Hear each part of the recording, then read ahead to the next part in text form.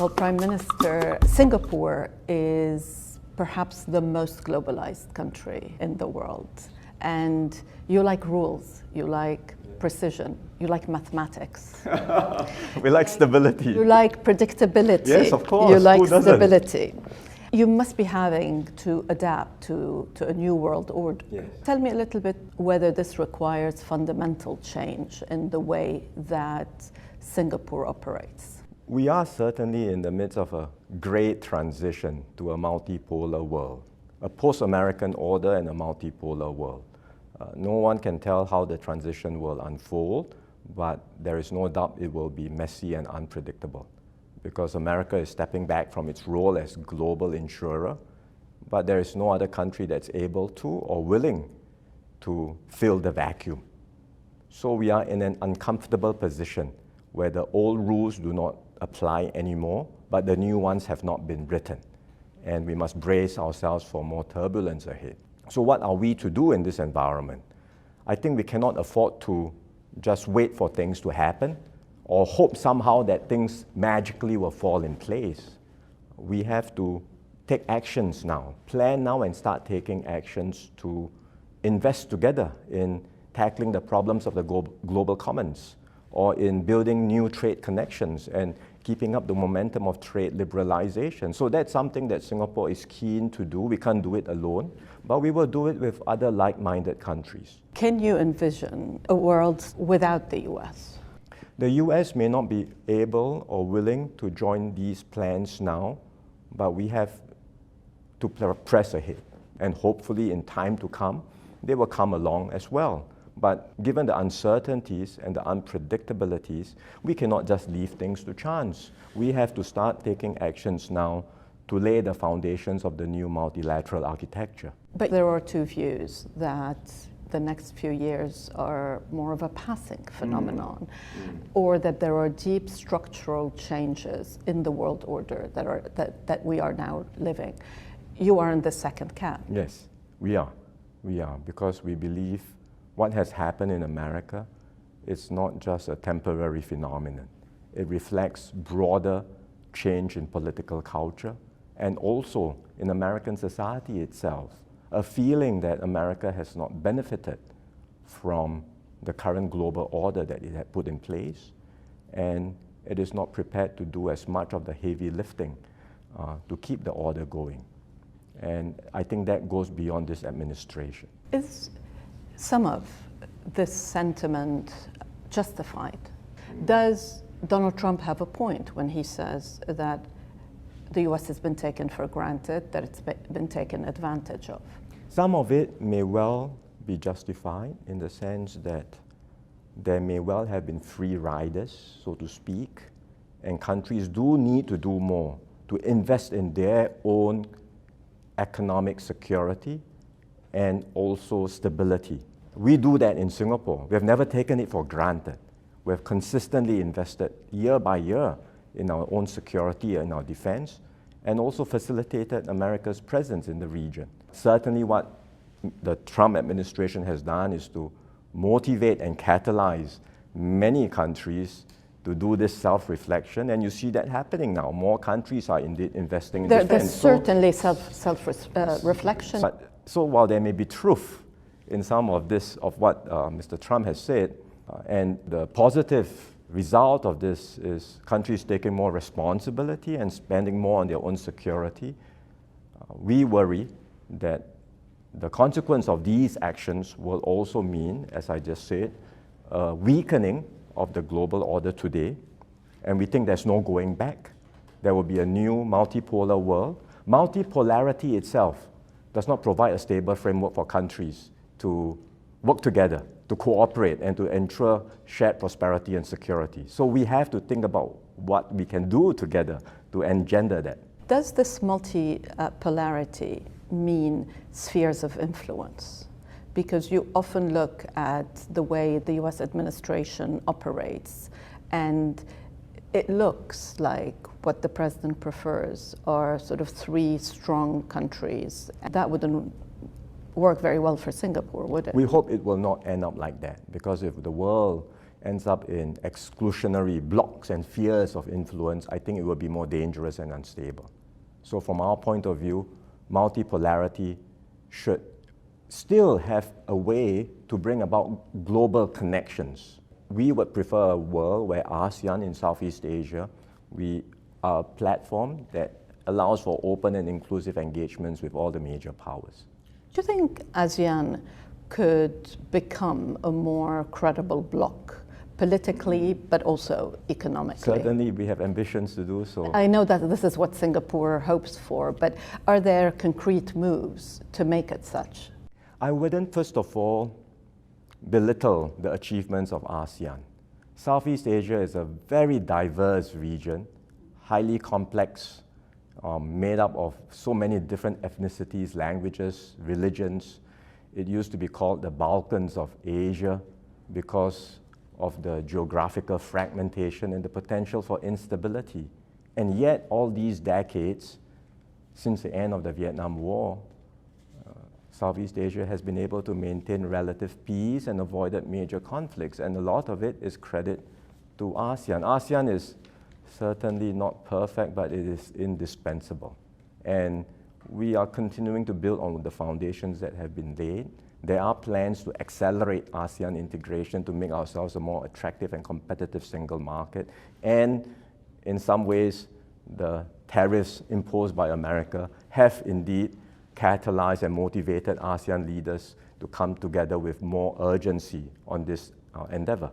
So you got off pretty lightly, but of course the US does not have a trade deficit in goods or in services with Singapore, so you got 10%. Mm-hmm. It's not the same for your neighbors. Yes. They have some of the highest tariffs. So there is a growing sense in the region that the US under Trump has turned its back on Southeast Asia.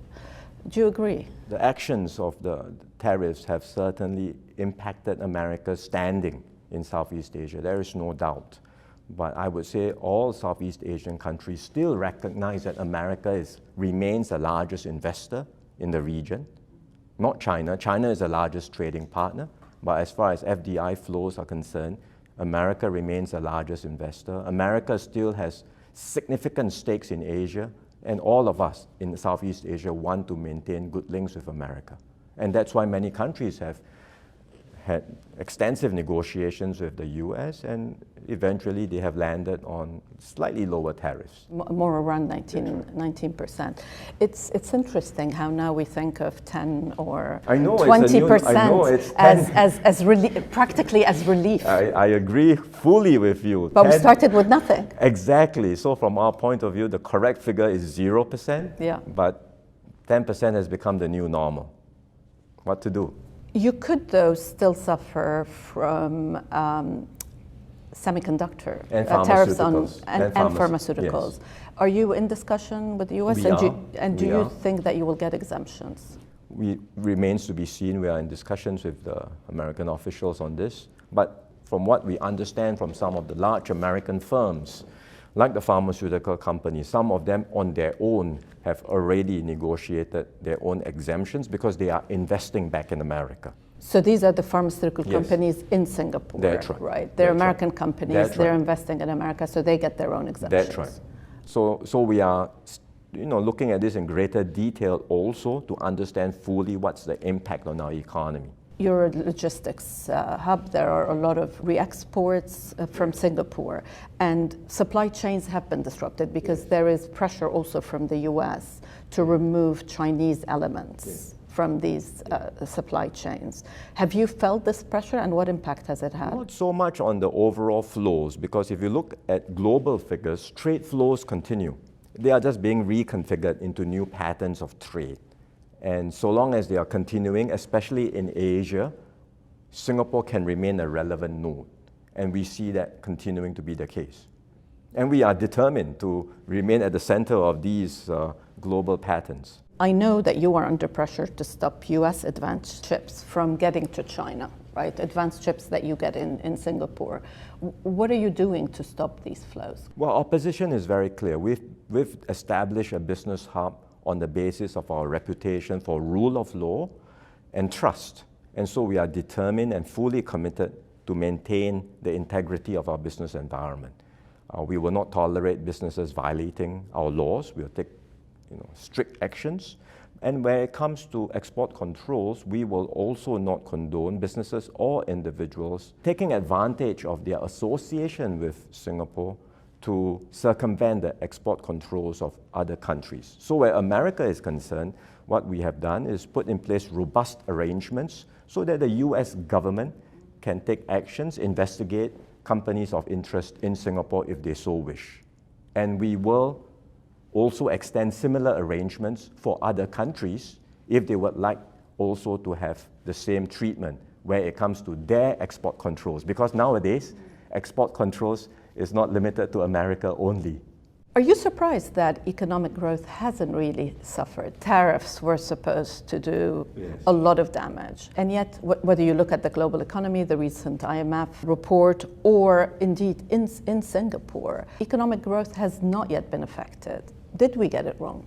No, I don't think we got it wrong. I think there are several reasons for it. One, the actual rollout of the tariffs have not been as high as what they initially were indicated to be. Second, there has been a lot of front-loading of activities, which has dampened the impact. And third, generally speaking, because of AI, because of new technologies, the rest of the economy has been quite resilient so far. But there will be an impact. I think we already start to feel it in our own economy. In many ways, we always say the Singapore economy is like the canary in the coal mine because we are so open and so exposed to the external environment. We are the first to feel it when the external environment starts to weaken. We didn't feel it in the first half of this year. So how are you feeling it now? We are starting to feel some slowdown now as we approach the second half of this year. Because of uncertainty, businesses are holding back on new investments and new hiring, and we are starting to see a general slowdown in business activities. I'm just wondering how you and your neighbors navigate the tensions between the US and China. There may be a trade deal, there may not be a trade deal. One day it's on, one day it's off. How difficult is it for you? I suppose we have to take a step back and look at, first of all, the US and China relationship itself. It's the most consequential relationship in the world, and it's also the most dangerous fault line in international relations. For now, you can see both countries wanting to insulate themselves from each other. But there are also many interdependencies between them. Their economies are deeply intertwined, and they are looking at potential choke points to use as leverage. But when one economy squeezes, the other squeezes back right away. So you end up in a path and a dynamic of mutually assured destruction. We see this happening already, as even now. And furthermore, when one side starts to weaponize a particular dependency, it just motivates the other to look for alternatives. So when America puts controls on chips, China will start looking for workarounds because you can use lower-end chips as workarounds, and China will start looking to become more technologically self-reliant. And when China puts controls on rare earths, I think all of us will start to realize that these are not so rare after all, and America and its allies, I'm sure, will look for alternatives. These things will happen. It will take time, but the economist in me says that we should never underestimate the elasticity of supply. So when you look at these sorts of dynamic and the consequences of actions, I think America and China may well come to a new modus vivendi. Think about how they can coexist with one another even while they compete intensively. It's not easy to see how this may arrive very soon in the near term. I'm trying to imagine what you are describing. If it's unstable in some areas, it will be unstable in other areas. You often hear the Chinese saying that they look at the relationship as a whole and they cannot compartmentalize it, whereas the US prefers to compartmentalize. So do you think they'll get a trade deal in the next few weeks? We hope so. It may not be a strategic agreement that resolves everything, but even some form of a guardrail to manage the economic relationship in trade is better than nothing.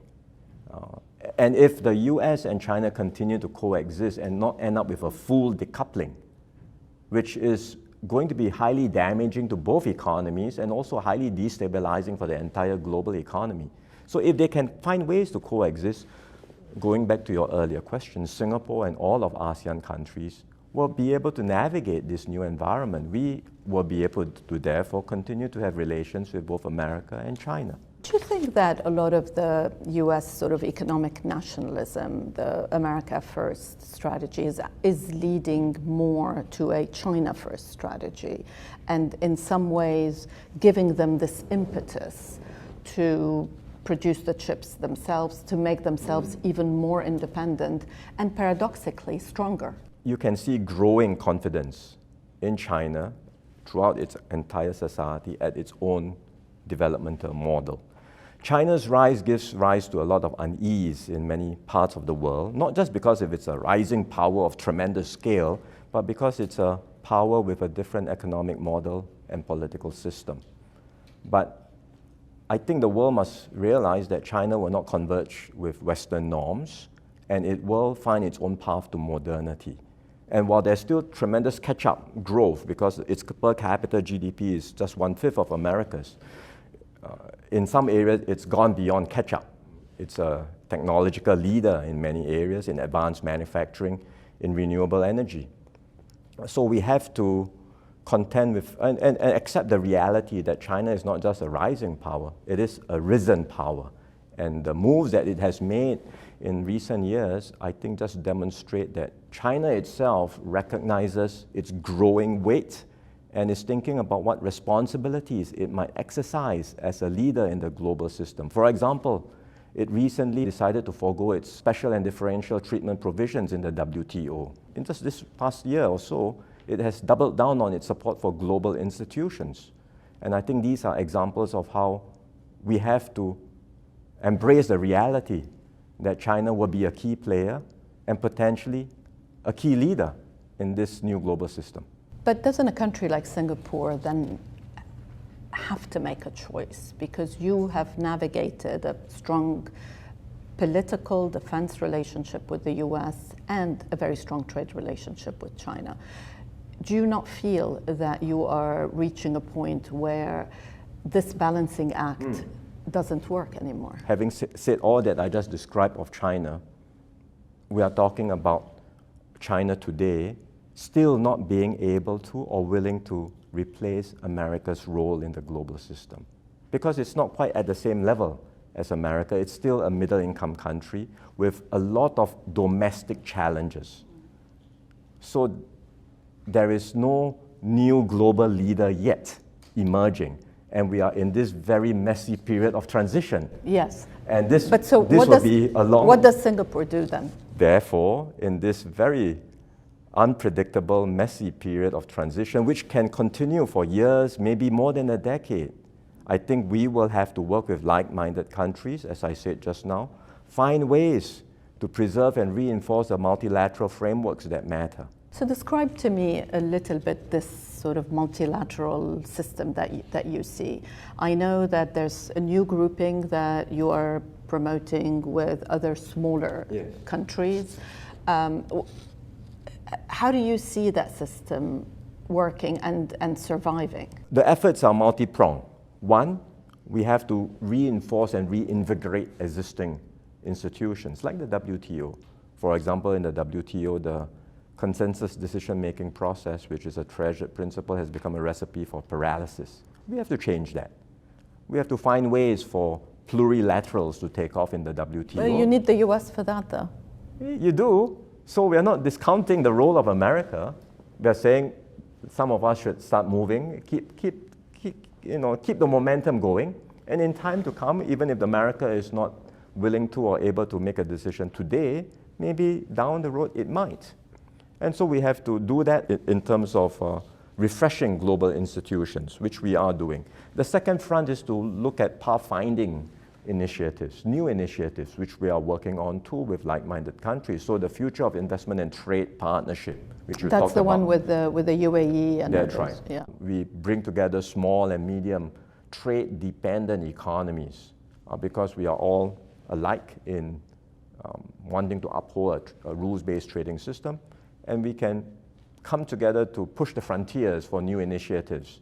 Amongst these 15 or so economies, we already have virtually tariff-free. So the point is not to come together to do an FTA, but to think about what new ideas we can put on the table, including facilitating investments, making it easier for businesses to interoperate across our economies by standardizing rules, regulations, customs, documentation, and enabling, using technology as an enabler with electronic invoicing, documentation, data flows, these sorts of things. And if we can have new initiatives like that in time to come, we might be able to multilateralize them as part of WTO precepts. You are a massive investor in the US.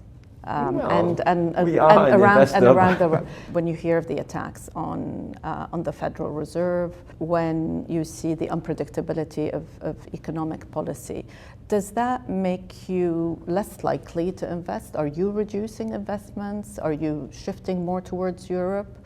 Or is it there is no choice? Your largest investments have to be in the US.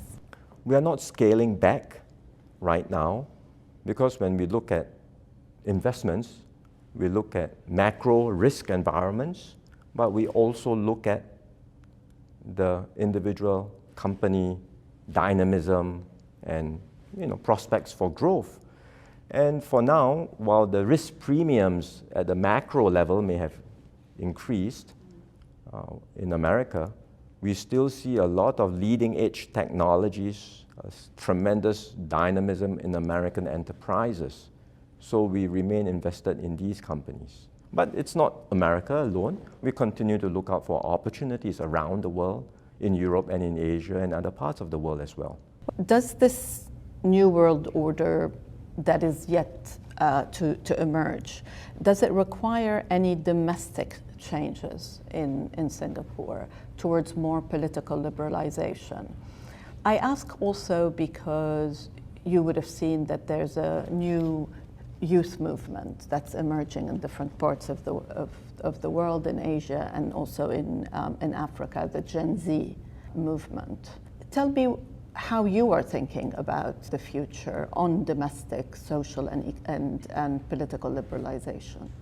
The two are connected. It's a relevant question, the changes in the global order, as well as the sort of youth movement that you see around the world. And we see growing anxiety amongst young people everywhere in the world. In China, they talk about lying flat.